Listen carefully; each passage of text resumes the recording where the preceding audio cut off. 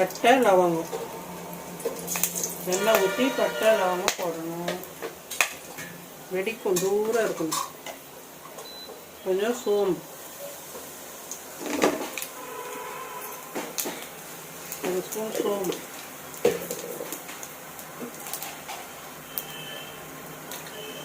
மூணு வெங்காயம்,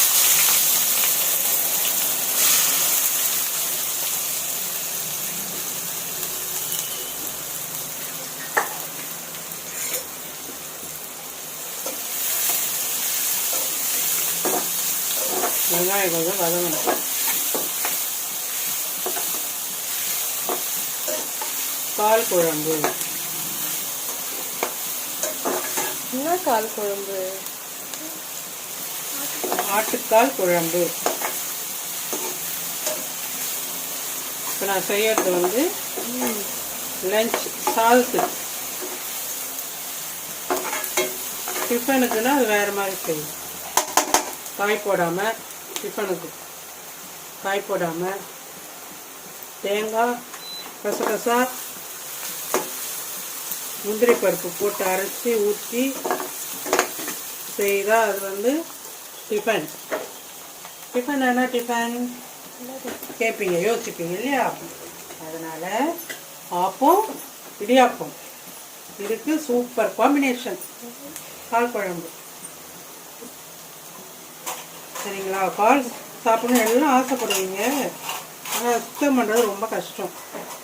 ஆனால் அந்த காலத்தில் நாங்களே வாங்கி சுடு தண்ணியில் போட்டு என்ன பண்ணுவோம், அந்த முடியெல்லாம் எடுத்து பெரிய ப்ராசஸ். என்ன போட்டிங்கன்னு சொல்லுங்க. அதில் இப்போ நான் மஞ்சத்தூள் போட்டேன் ஒரு ஸ்பூன். அடுத்தது இஞ்சி பூண்டு பேஸ்ட் ஒரு 3 ஸ்பூன், சின்ன ஸ்பூனால் 3. இஞ்சி பூண்டு வாசனை போகிற அளவுக்கு வதக்கணும். இப்போல்லாம் கடையிலே அவங்க க்ளீன் பண்ணி நமக்கு கொடுத்துறதுனால நமக்கு ஈஸியாக இருக்கும்.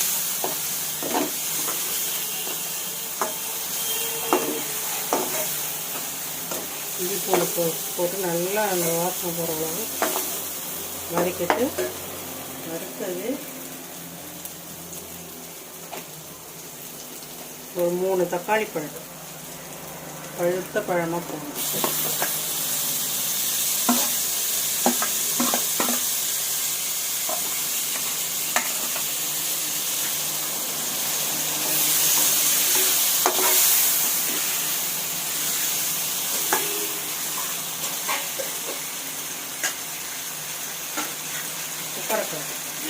இதில் கால் வெந்து ரெடியாக இருக்குது. காலை முன்னாடியே வேக வச்சிடணும். ஒரு 5-6 விசில் கொடுத்து வேக வச்சுட்டாக்கா அப்புறம் தான் நம்ம என்ன பண்ணணும், சமைக்க ஆரம்பிக்கணும்.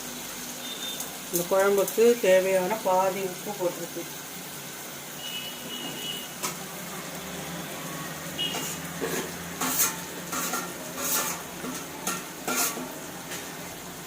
தக்காளி பழம் வேகிற வரைக்கும் அதை மூடுவோம்.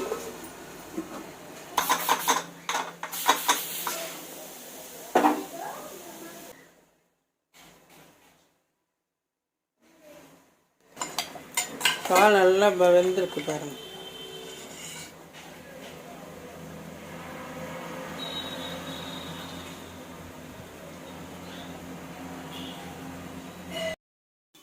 கால் நல்லா புசுன்னு வெந்துருச்சு பாருங்க. இப்படி தான் வெந்திருக்கணும்.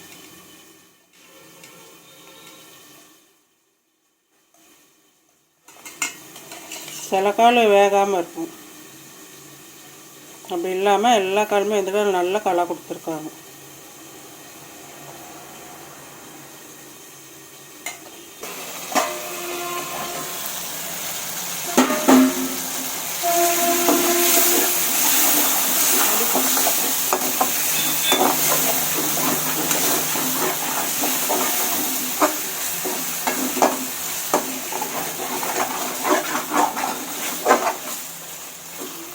தக்காளி பழம் நல்லா அழுத்தி அதை மசிய வைக்கணும். தக்காளி பழம் டேஸ்ட்டு இறங்கும்.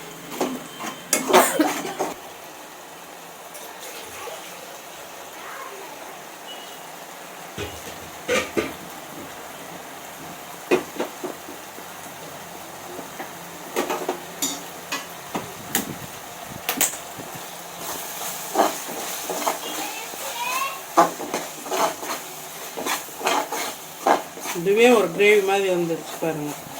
தக்காளி பழம் இப்போ ஒரு 4 பச்சை மிளகாய் போட்டுக்கலாம்.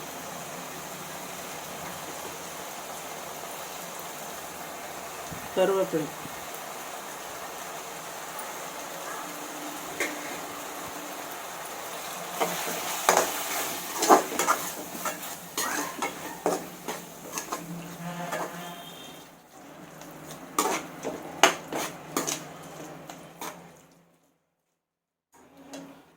ஸ்டவ்வை சிம்மில் வச்சுட்டு இதுக்கு தேவையான மசாலா பொருட்களை நம்ம போட்டுக்குவோம்.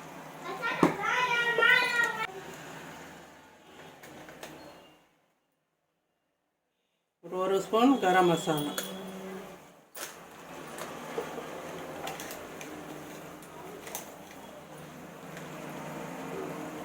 ஒரு ஸ்பூன் சீரகத்தூள்,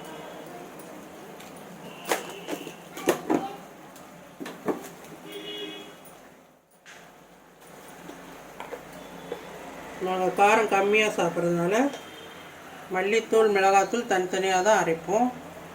இது ஒரு 2 ஸ்பூன்.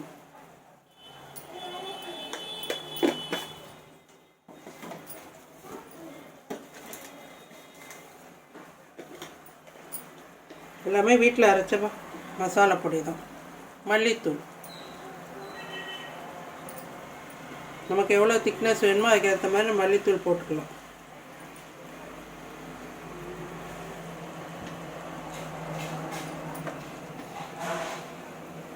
7 ஸ்பூன் போட்டு, இந்த கரண்டியால் 7 ஸ்பூன்.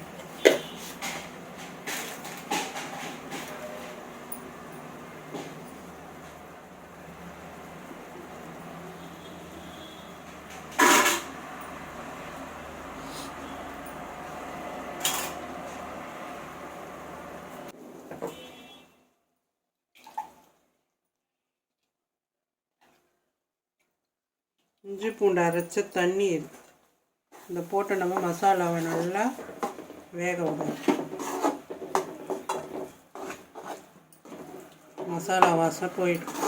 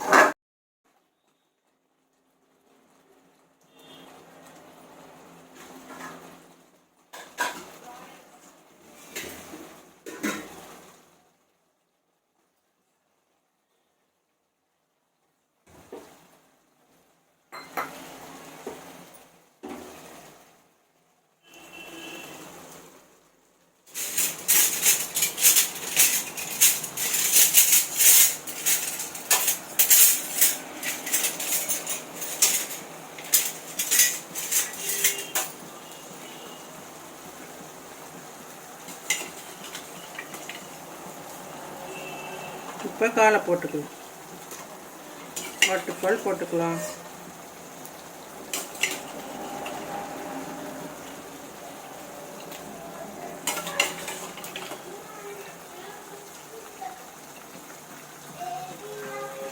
ஆட்டுக்கால் குழம்பு சாப்பிட்றதுனால நம்ம உடம்பு ஆரோக்கியமாக இருக்கும். ஸ்ட்ரென்த்து, காலுக்கெலாம் நல்லா ஸ்ட்ரென்த்து.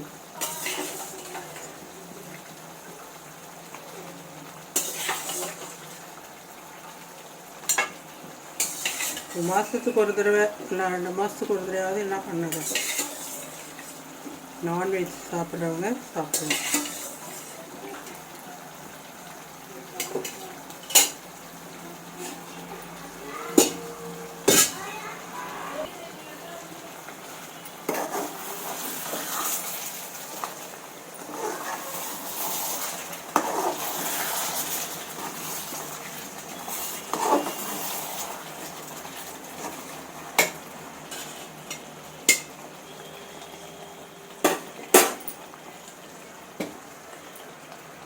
இந்த தண்ணி இதில் ஊற்றிக்கலாம்.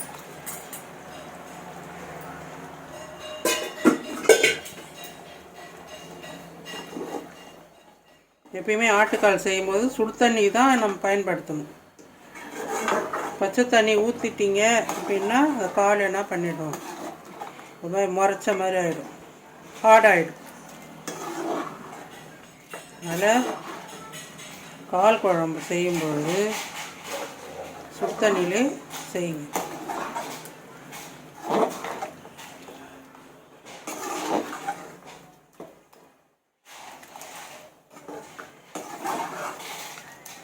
குழம்புல உப்பு இருக்கா பார்த்துக்கணும்.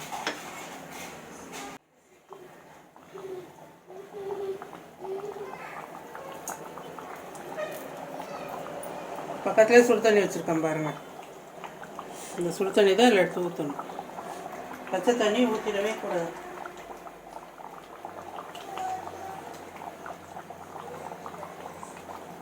நல்லா முட்டை முட்டையாக வருது பாருங்கள் தண்ணியில். இந்த ஸ்டேஜில் நம்ம ஊற்றினா சேர்ந்து கொதிச்சிடும்.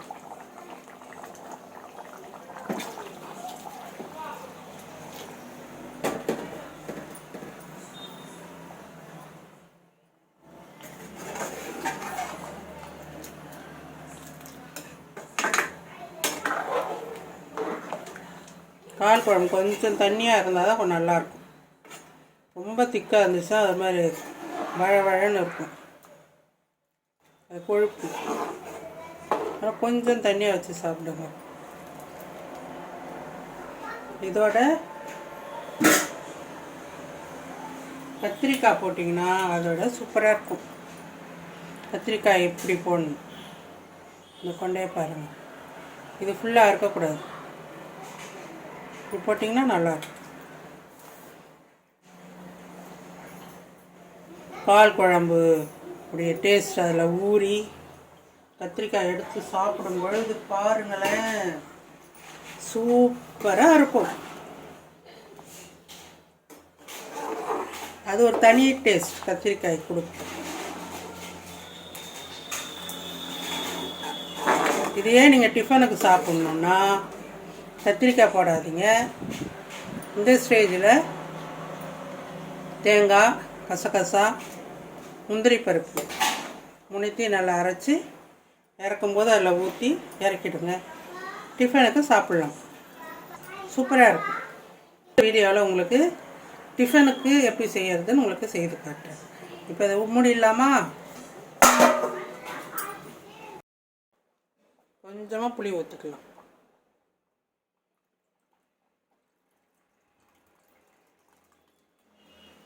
அரை டம்ளர்.